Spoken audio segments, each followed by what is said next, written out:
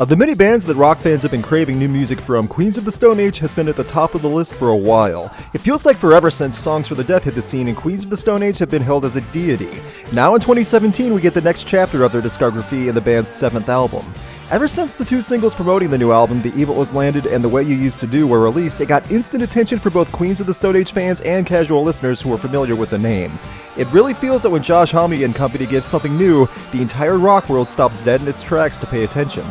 Villains as a whole is a slight change in attitude from their previous 2013 release Like Clockwork. While Like Clockwork has a bit more somber undertone, Villains contains much more upbeat vibes and energy while still having some focus on life. In an interview with Rolling Stone, Josh Homme said, "The one line that is sewn through the record is the idea of now. Now is all you'll ever get, and there's no reason for you to wait. If you wait to do something, you're probably making a mistake."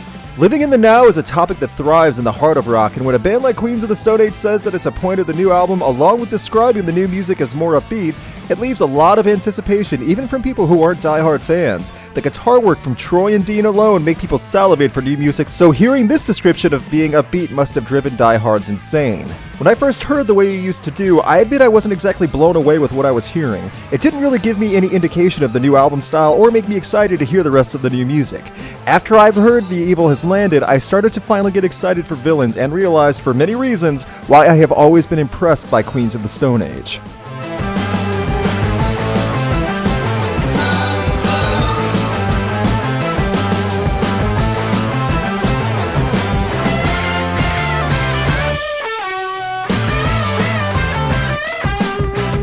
The Evil Has Landed, while not overly heavy, has all the elements I could have expected from the band. The guitar hooks and drumming stand out and don't overshadow each other, and the bass line pops at just the right moments. It's a 6.5-minute song that takes its time to set up a rhythm, while every single instrument and vocal note is highlighted perfectly. It's a song for the longtime fans and new listeners. The Evil Has Landed also shares a quality that reflects the rest of the album. Villains will take time to grow on you, but it is worth it if you give it the chance. I cannot express enough that this album is a grower. Just like the first single, The Way You Used to Do, didn't hook me right away, I spent time with it and the rest of the album, and now I appreciate it much more.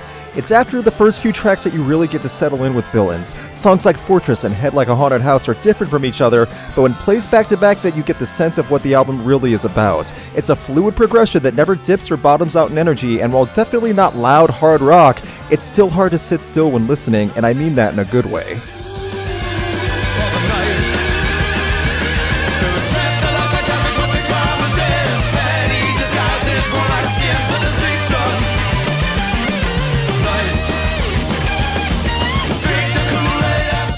Head Like a Haunted House was the point in my first listen through that I really came around on Villains and was enjoying the album. This is the unique style with unbridled creativity from the band. It features fantastic guitar work while being different from their 2013 release. Songs like this one, Feet Don't Fail Me, and Domesticated Animals all sound unique and don't attend to a pre-written formula that many current rock bands are held at gunpoint to adhere to. I said before that this album is a grower. There are a couple songs that may not win you over, like with The Way You Used to Do and a song like Hideaway, which feels the least impressive and memorable. As the album takes time to rub on you, though, it is worth the attempt because a majority of Villains is not only refreshing and has a bit of swagger, but it's also a lot of fun to hear.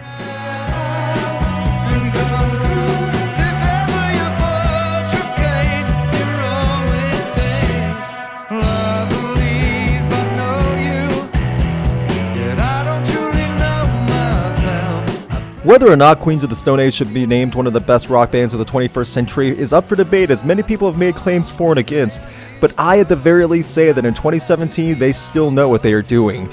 Even if I'm not going to play every song again on a loop for days, doesn't mean I'm not going to play songs from Villains on occasion for quite a while.